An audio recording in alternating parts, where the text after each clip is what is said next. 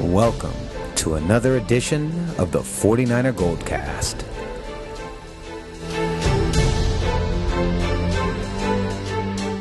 San Francisco, are you ready?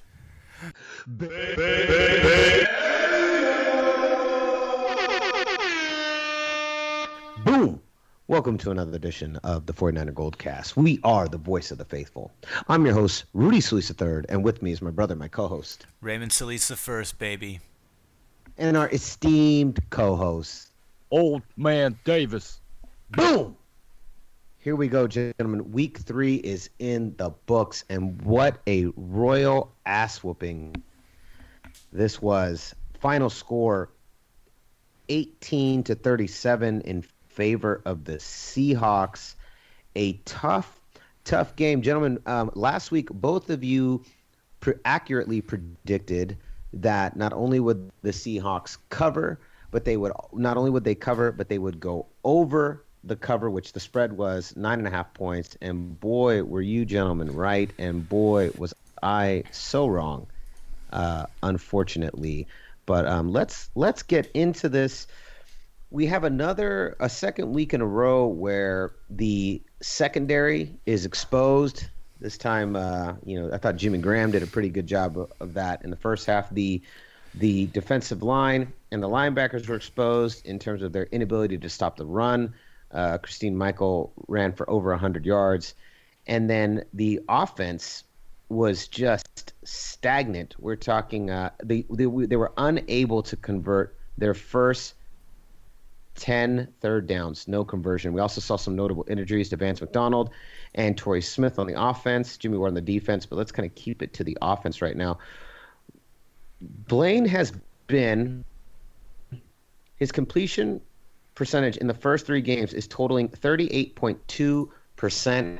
Raymond, you were also not very impressed with Blaine last week, and I'm assuming that is continuing this week. Let's start with your thoughts on overall in general, how the 49ers offense did against the Seattle Seahawks. I thought it was exactly what I expected to happen, but what I was hoping would not be the case. And the problem is a couple things. Number one, Seattle's great at home. We haven't beat them at home since 2011. And they were coming off of a devastating division loss. And in this division, every single game of the 8 that are played is incredibly precious because it's such a good division, it's a tight division, and even a team you can't lose because you know that a team like the Cardinals are going to be clipping at the Seahawks' heels, and they know that. So they knew that coming into this game, like I said last week, it was going to be a redemption game. They're like, hey, we can't lose back-to-back division games, especially at home. Then we're going to be really hurting. Then that's going to really hurt us in the standings. And guess what? Week 3, you're 1 game away from 1/4 of the season. So that's the importance of every game in the NFL. And I don't know, it was a kind of a fucking disgrace. It was just, it kind of felt like last year all over again. And that's exactly what I didn't want to happen. And yeah, the secondary was totally exposed, and unfortunately, it's a combination of youth. I think that there was a lot of busted coverages, and here's the odd thing: Eric Mangini did not run too complicated of a defensive scheme last year, and we saw a lot of busted coverage in that system. And here we are again with a much more complicated scheme. At least that's what I've gathered from the reports and the information that have come out describing the defensive scheme. And there's been universal praise about the scheme and how it's great and everybody loves it. And they came out and, made it look completely dominant in week 1, which is never a telltale sign of what is to come for the rest of the season, unless you're an established team and that's just kind of, like Denver. Denver came out and they did exactly what they did last year, so that's different. But in the Niners case, it just wasn't. Here's the difference between. I'm going to skip ahead here. Defensively, what I saw was busted coverage, broken down plays numerous times, and it wasn't because Jimmy Graham was just out racing a guy. I mean, there was the one catch where him and Reed went up for it, and he just kind of he outgained him in that case. Reed is one of the best people to cover that should be covering Jimmy Graham, because he's big like Jimmy Graham, he's fast, he can keep up with Jimmy Graham, and he's knocked Jimmy Graham on his ass on a couple times last year in both those losses. And so something has to change. Either the guys that are not starting are getting playing time because of injury, and as a result, they are blowing coverages so enormously bad that they're leading to 30-yard gains, touchdown. But the Jimmy Graham one, the touchdown in the middle of the field, that was just a completely busted coverage. And Eric Reed said, if I follow Jimmy Graham, then there's only going to be one cornerback with two wide receivers in this corner. But if I stay on this side, then you've at least got the safety covering the slot guy, the outside corner covering the wideout. And so who missed the assignment because Jimmy Graham was just left to freely roam around in the middle of the field? And that's just one example, and it was just so frustrating to watch. And conversely, there was not enough pressure to help out the secondary in those busted coverage situations, and just because the youth is just not polished enough on that D-line to really get the pressure we need. I mean, Ahmad Brooks had a good game, but he was the only one that was getting pressure on the quarterback. And I know Glenn Dorsey had a sack. That was more of a coverage sack later in the game, and it really didn't. The game was already lost at that point. Navarro Bowman had the fumble early in the game. That was great, but every time the defense helped the offense, which didn't help much this game, the offense just mightily struggled. And the problem is we are a one-trick pony. We are 30th in the NFL in the pass, and we are 11th in rushing. So we're virtually a top 10 rushing team, but a near the bottom of the barrel passing team. And so when you're a one-trick pony, like case in point, the Rams, it's very easy to scheme against us, especially with a team like Seattle, whose strength is secondary, and their pass rush is the next best thing. Here's the difference between, and then offensively, here's the other caveat. Here's the difference between effective and efficient. Gabbert completed 14 passes for 25 attempts. Wilson completed 15 passes for 23 attempts. Both of them, by that statistic alone, were very efficient. Gabbert threw for 119 yards, one pick. Wilson threw for 243 yards and one touchdown. That's the difference between effective versus efficient. So statistically, Gabbert was efficient, and he matched Wilson. But as far as effectiveness goes, Russell Wilson outplayed him by a mile. And Russell Wilson's obviously a superior quarterback. He's much better in the pocket, much better decision maker, great at improvisation, very, very elusive to the pass rush. And so, like we said at the beginning of the year, it's only a matter of time before Kaepernick comes in. And even Chip Kelly himself hinted to that fact today by saying, Cap is not 100%. That's why he's our number 2 quarterback. Wait a minute. He's not 100%, and that's why he's the number 2 quarterback, not Blaine Gabbert's the better quarterback. That's why he's our starter. That's why Kaepernick is number 2. By the way, he's also not 100%. That comment to me suggests when Cap is 100%, he's most likely going to be put into the game because there is a higher ceiling of explosiveness when Cap is in the game. Interesting. So, and yeah, I mean, I think it's a notable. I said this at the very beginning of the season, and I'll say it again. I think whoever started as head coach or as head quarterback would not end the season as a starting quarterback. Old Man Davis, let's turn to you and some of your thoughts on this just destruction, 37-18 Seahawks. So rough. So rough. Well, I'm not going to have the type of explanation as Ray did, but I'm not a numbers guy. The only thing I know how to do is just win. Just win, baby. And from what I took away from this game is either you make plays or you don't. And the Seattle defense didn't feel threatened during this game. And that was something important the 49ers were going to have to do when they had the ball. I thought they seemed focused on the 49ers, ready for anything the 49ers were going to throw at them. And sure enough, the 49ers didn't have much to throw at all. I mean, you have very good quarterbacks in this league that make plays, and they make plays not only with their legs, but with their arm. And number 3, Russell Wilson did that. He did that on Sunday, and number 2 did not do that. In fact, number 2 on the Seattle offense, the rookie quarterback, Boykin, had a better game than Blaine Babbitt. I mean, I saw a 49er offense that played horribly, not only against that Seattle front defense, but they also played just as horribly the previous week against the Carolina front defense. The offense did come back in the fourth quarter, though, and that was the biggest difference. That's why, even though on paper they look like back-to-back blowouts, which would be like a mirror image of last year, the difference is we were competitive in that blowout until the very two turnovers that led to those 2 late scores that ran the score up. But in this case, we were never competitive from the beginning to the end. You know, the Seattle offense, they weren't a great offense going into the game, and I think the 49ers knew that, except the defense could not capitalize on anything. I mean, they weren't able to get anything Russell Wilson going. was throwing. The secondary was out to lunch. I mean, Russell Wilson didn't even care who was on defense. He just didn't care. He threw it Will. He didn't care. He didn't care if it was Bowman. He didn't care if it was Reed. He didn't care. He didn't even care if Ronnie Lott was out there. He'd still throw out there.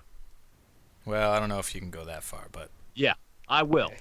All right, high ankle sprain, terrible MCL, whatever. Yeah, he didn't come back from that, and he's got a sprained MCL now. Now it's official. This man's got carbonated water that makes him super Russell. I forgot about his carbonated water. Okay. That was a good one. This team has got to get better and will enough to win just a few more games. But I think Chip Kelly's going to need not only a lot more out of whoever the quarterback is, but he's going to need a lot more production out of the wide receivers, out of the running backs, and definitely out of that offensive line. That's the other part of it question. too. Is the do we even have wide receivers that are capable of we do playing not. at a higher level? We do not. And Torrey Smith, I know they're asking Torrey Smith to do more because he's obviously doing. Here's the thing, as a wide receiver, you should be able to run every single route that's given to you. And Torrey Smith did have that great catch on another crossing route, but it then looks like the way Sherman tackled him, it hurt his ankle or something like that, and he left the game. Don't know what the status of his injury is today. Vance McDonald also went down with an undisclosed injury, and Jimmy Ward is also injured as well with a strained quad. So not only did we get blown out and embarrassed by our division rival once again, but we also lost 3 of our best players in that same game too. But I mean, it doesn't even feel like a consolation prize in that we knocked out Russell Wilson towards the end of the game. And the same thing with Hyde. I mean, I'm glad he got over 100 yards rushing, but that was all in garbage time. That big 30-yard run, the 40-yard run he had, that was in garbage time. Those late 2 touchdowns, that was all garbage time. Had the defense not been playing soft and the game was closer, he probably wouldn't have had over 100 yards or those 2 rushing touchdowns. So it just none of it feels good. None of it makes. But I predicted they would. So whoever took my bet on Vegas and said they would go over, I'm glad you did. But I hate myself for being right. Okay, well let's go back on this. Let's play devil's advocate for a second here. Remember, guys, we penciled these losses in. We said week 2 they were going to lose. Week 3 they were going to lose. The game that we expect the 49ers to bounce back on is next week against the Dallas Cowboys. So having said that, I mean, is it as bad as everyone feels? That a lot of people are pointing to last year and the fact that we had this big blowout win in Week 1 against the Minnesota Vikings, and then promptly lost the next two games in particular in similarly dramatic fashion. So, is it really that big of a difference that we're losing this? I mean, we knew we were going to lose this game, right? We knew we were going to lose this game, or is it? I guess is it in the way in which you're losing? Is that what's freaking everyone out? It's the manner. It's because it it's because it felt because it's exactly how we lost week 3 last year. So, and I get it. The schedule's not very forgiving, but this is the NFL. You can't sit here and blame a schedule. Well, we got a tough opponent. Well, guess what? You know, a bunch of other teams are going to play Seattle this year. We can't complain about that. We got to play them twice. That's just the way it goes in our division. You got to suck that up. But the point is, they schematically we were unprepared. Skill wise, we were unprepared. And we did come in pretty much with the same exact squad last year, and it's very clear that regardless of the improved system that's in place, there is a severe lack of talent on this team, and we are still very far from getting back getting back to playing at a competitive level. And I don't know how far off we are, like meaning in terms of years and drafts, but the talent that's on here now, or the lack of talent, is either hasn't matured yet, or simply won't mature. Old Man Davis, do you agree with that? That we are pretty far off? I want to agree, but I'll take a different approach to it, and that is that what I was saying earlier, that the talent level is not where it should be for this kind of offense, and the defense probably can only do so much to sustain the team from being in the game. And that's just any given week, whoever it is that they're playing. And I see this game upcoming in Dallas, which is potentially just as challenging as the Seahawks were on Sunday. So a lot of growing pains, a lot of guys that need to step up and make some plays. And that's what I said earlier. You make plays or you don't. And this isn't just about Blaine Gabbert. This is about extending more than just 3 downs. Guys getting open so that number 2 can throw the ball into those open lanes and get that yak. And that's how Old you Man drive Davis, the do you ball agree with into Raymond that into the end zone? now, Old Man Davis, do you agree with Raymond that do we even have the talent at wide receiver to make those kinds of plays happen? I don't know. I see a lot of I think the answer is no, with the exception of Torrey Smith, but he can't do it alone. He needs a supporting cast, and he doesn't have it. I think Trent's got a lot of sleeve rolling up in the next. Trent. The one thing Trent is terrible at is picking wide receivers. He's excellent. Consistently. He's great at picking established free agent wide receivers. That's easy. I can do that. Any of us can do that. But it's trying to find those talented guys out of the draft that Trent Baalke just has continually missed on repeatedly. He's great at linebackers, great at defensive linemen, superb at offensive linemen, pretty good at defensive backs, but wide receivers, and also very good at picking running backs too, but wide receivers, just his one area of weakness, and that is a crucial position. To his credit, Carlos Hyde, probably the best touchdown pose of the game, committed the worst act on the first play of the drive and not lining up properly. And that in itself, Carlos Hyde, talented running back for this offense, for the 49ers, red and gold, can't even line up properly. And that already One says play. something about there's a disconnect that needs to be fixed. Yeah, but he also ran for 103 yards, and that was the first time the Seahawks have allowed that since, oh my gosh, I don't know how many games was that, Ray? That was a big streak that they had going. I Not can't allowing remember one. specifically. Yeah. But okay, so I mean, I would say those are still the two places where we excel: running, and this year the offensive line. The offensive line did not allow a sack this week against a very tough Seattle D, and for the entire season after 4 games has only allowed 2 sacks. Where in the last 2 years they'd allowed over 100.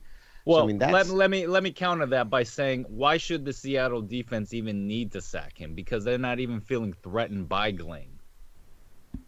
Go ahead and throw the ball and see what happens. Nothing happened. So, fair enough. congratulations, offensive line. You did a great job. Blaine Gabbert didn't even get his shoe polished dirty. Fair enough. I'm ready to But, move on to the Cowboys. We'll get there. Well, Raymond, we've got a completion percentage of 38.2% in the first 3 games. Is That's total? yeah, 38.2% completion in the first 3 games. That's a stat I saw. That's actually similar to Cap's completion percentage through the first 3 games too. About 50 completions, 90 plus attempts. Cap was about 50 something completions, 90 plus percent, and that included 1 blowout win and then 2 blowout losses. So now here's the question. Now everyone's calling for Cap, but I'm asking myself, if this was reversed, if Cap was starting today and not Gabbert, would we be calling for Gabbert now? Yes. I mean, Yes. yeah, Yeah, right? naturally. Is Cap really that better of an alternative? Considering his body of work, we've seen him perform well, and it's not like Gabbert's getting pressured. Gabbert's just missing throws. So and Colin had some inaccuracy issues too. With the big He did plays, play very well when he had a strong offensive line. Exactly. And the offensive line is better than it was last year. That is something that is glaringly obvious. So if we give that to Cap, who's also a better run threat than Gabbert, then you give yourself more options. The defense doesn't have to say, let's just take out Carlos Hyde and force this guy to throw, because he's also not going to ditch the pocket like Cap 2, which makes him dangerous. I mean, there's a couple design plays where he did do that, but it's still, he doesn't run at the level of Kaepernick, who's like a gazelle. He's just very explosive and can cover a lot of ground very fast, and he's bigger. So, but I think we said Gabbert's days were numbered before the season even started, and now there's obviously controversy talk about that today. And Chip Kelly had in my opinion, a very controversial, or not controversial, but a very suggestive statement about Kaepernick in the starting quarterback position. Now, Old Man Davis, you agreed with me. I just said, if Gabbert, if Kaepernick had started, Gabbert, we'd be calling for Gabbert right now. You said yes. So am I assuming that you also believe that Cap wouldn't necessarily be a significant increase in overall production? Correct. And agreeing with what Ray had said earlier, based on his history of work. And all we have to go by is what we saw last year. It's hard for me to agree that Cap is going to be this huge step up. I mainly because his inability to go through progressions, and he really struggles with reading defenses very closely. I just don't believe necessarily that Cap is the answer. I don't think the answer is on this team.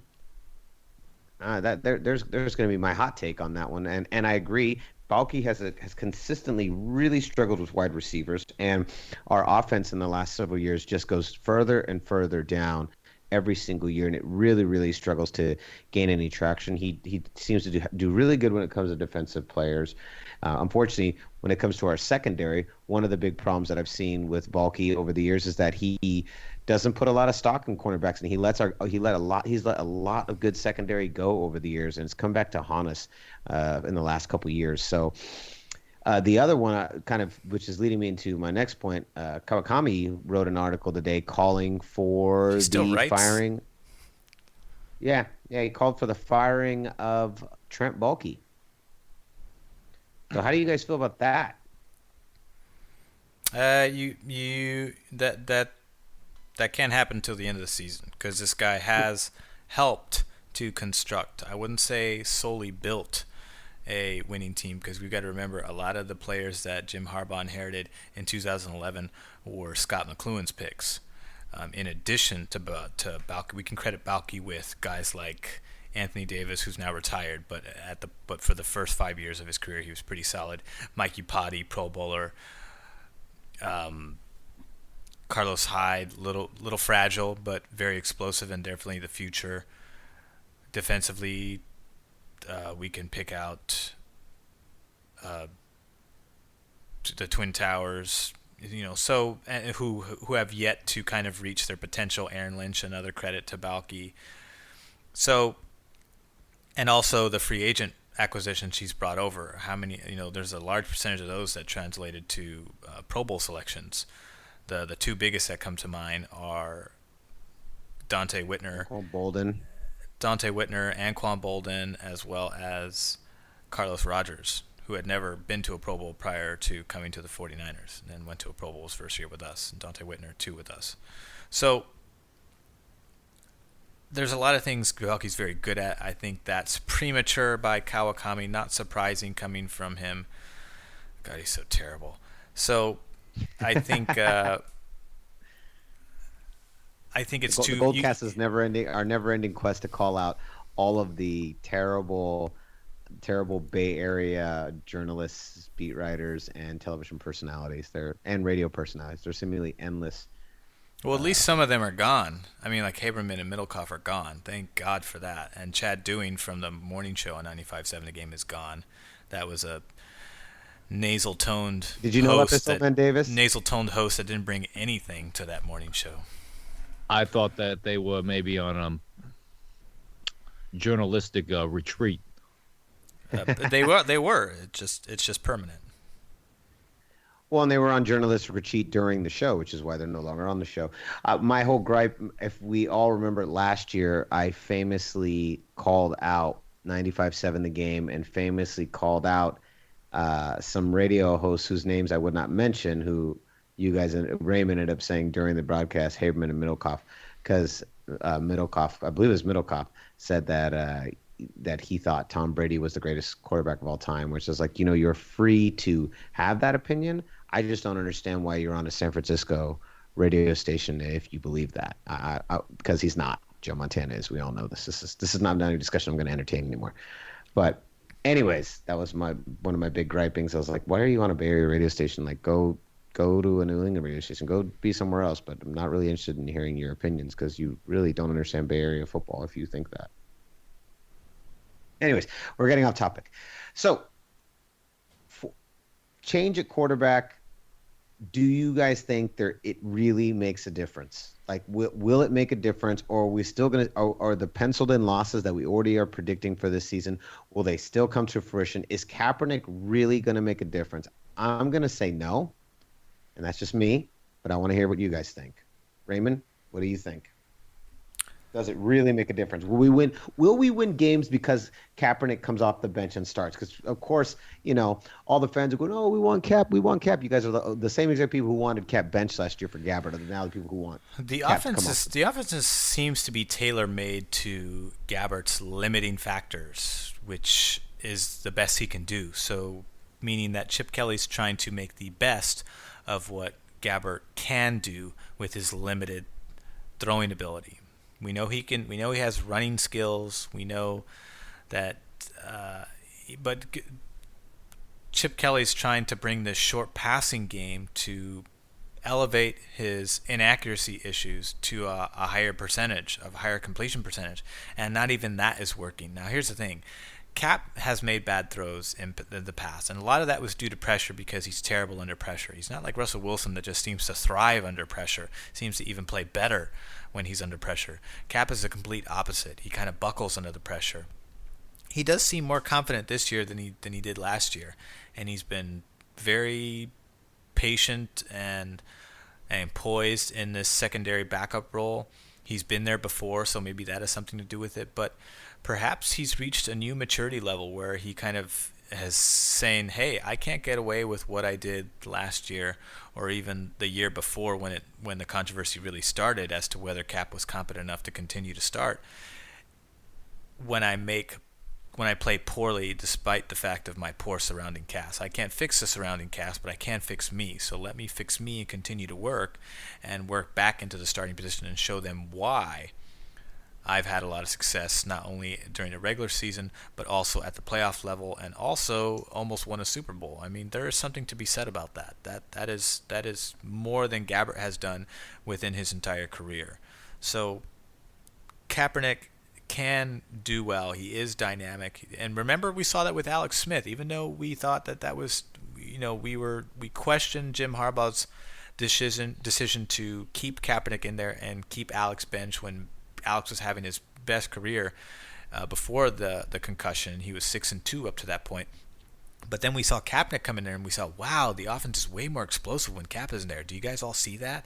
Not only is his running ability more explosive, but the offense seems to be able to throw downfield, which Alex Smith struggled with. And Blaine Gabbert has the same exact struggling ability. The only problem is Alex Smith is better at Blaine Gabbert than Gabbert is. And those are two areas that they both generally don't do well in. So the fact that he is a lesser version of Alex Smith is scary because it's the short dunking pass plays just do not work. It seems like a defense like Seattle, or any competent defense for that matter, seems to just be able to sniff it out easily because we didn't throw all that well against the Rams either.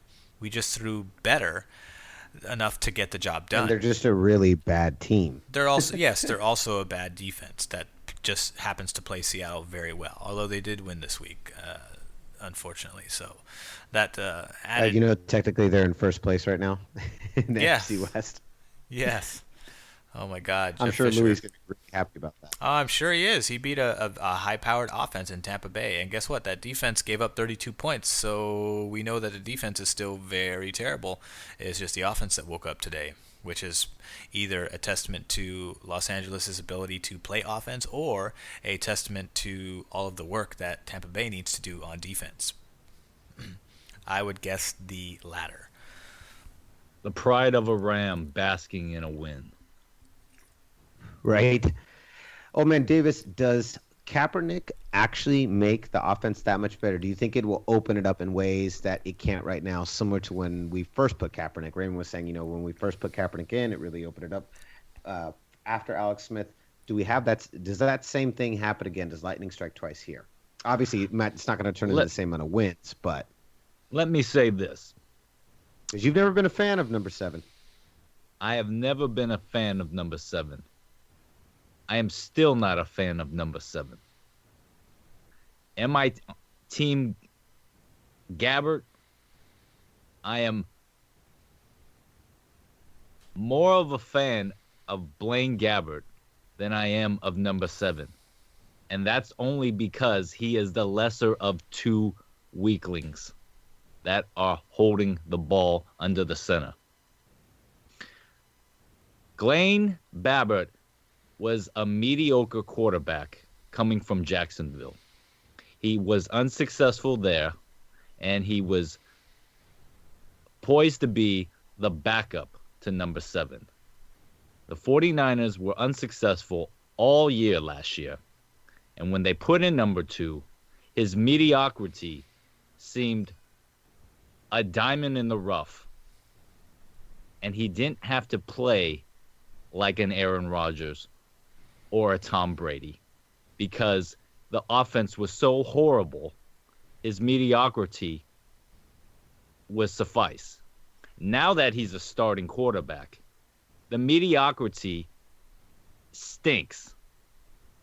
and it's only up to Blaine Gabbert to play up to the level of a really good quarterback in the NFL. And that is like the Drew Brees, the Matt Ryans, the Eli Mannings, Matt Ryan stinks now, but I understand what you're saying. the Russell Wilsons. Oh God. Okay? Make plays and do it with your head, your arm, and your legs. Number 7 has the ability to change the dynamic on an offense. However, his decision making is what hinders him. And I think that's just enough for him to not do any better than what number 2 is doing currently. All right. So He'll use his legs, but the arm, and he'll use his arm, but his decision making won't get him ahead past 5 wins. I'm kind of in Old Man Davis's boat. I still don't really believe that Cap is the answer, and I don't know. Well, He might not I be like the that. long-term answer, but he might be the short-term answer as the year progresses. It depends if Blaine Gabbert keeps this up. If he continues to do it, then yeah, his days are numbered, and Cap's most likely going to get another shot. If he improves, then he will only delay Cap's inevitable re-entry. Yep. I Well, only think it see is. Christian Ponder coming in by the end of the season. We go through all 3. All right, gentlemen, let's move on to the final segment of the evening. It's all about that money. Let's look at these Vegas odds. Dallas Cowboys at San Francisco 49ers. The Dallas Cowboys are 3-point favorites. The question is today, do you take that bet? Raymond, 3-point favorites in favor of the Dallas Cowboys. Prescott is their starter. Romo is out. We're coming off a blowout loss against the Seattle Seahawks.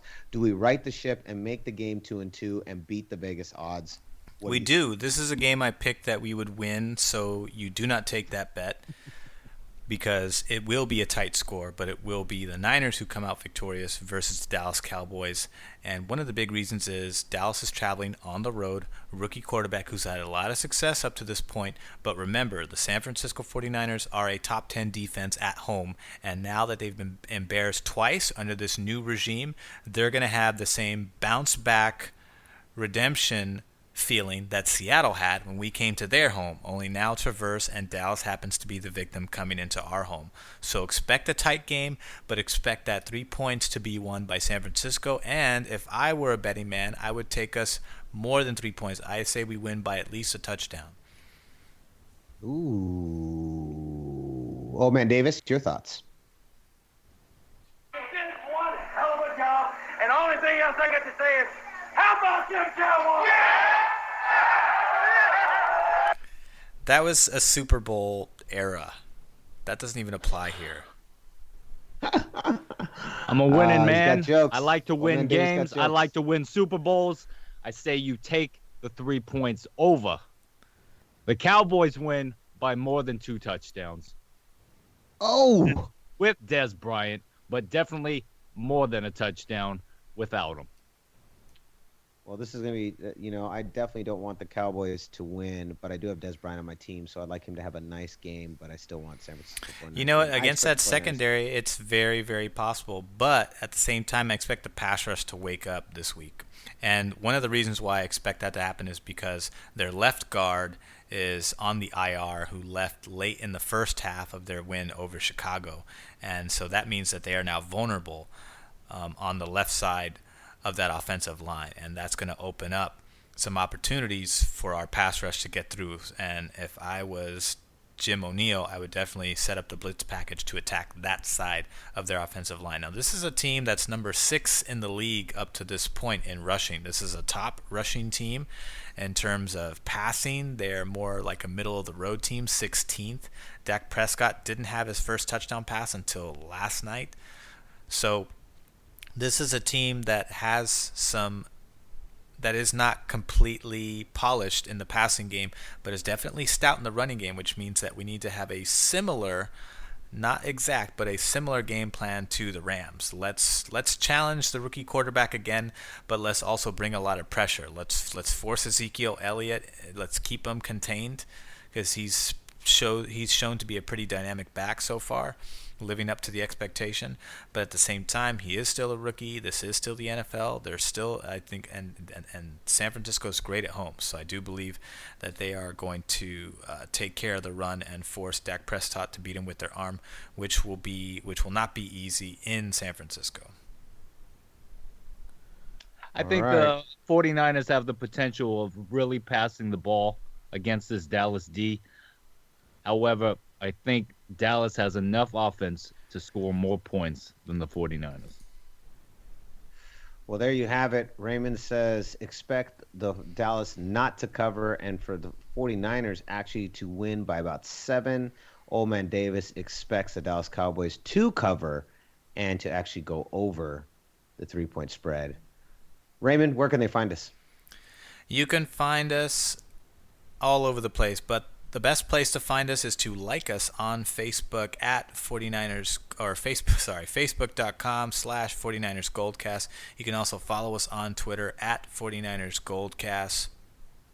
You can also subscribe to us via YouTube, iTunes, and Stitcher for all of the latest and greatest episodes as they become live. So do yourself a favor and subscribe and support the Goldcast. Yes, definitely like us and follow us on Facebook.com and either Stitcher or iTunes. Follow. We need all the followers we can get. Old Man Davis, where can they find you? You can find me in Baltimore as our Oakland Raiders here on the Silvercast look to take the Baltimore Ravens with a win and head back to Oakland. And then right after that game, I'm heading over to Santa Clara, where I can see the Dallas Cowboys win against the 49ers. And anybody that votes my way wins money in Vegas. Boom. Well, there it is. Well, gentlemen, we hope. Raymond, as always, not as always. Today, I hope you're right. Old Man Davis, I hope you're wrong. You can find me at Rudy Solis 3rd, Rudy Solis 3RD on Instagram and Twitter. I'm on both. Like us, follow us, join the movement. So concludes another edition of the 49er Goldcast. We are the voice of the faithful. I'm your host, Rudy Solis III, and with me is my brother, my co-host, Raymond Solis first, baby. And our esteemed co-host, Old Man Davis. Boom! We'll see you next time. Same Goldcast time, same Goldcast channel. Boom! Boom!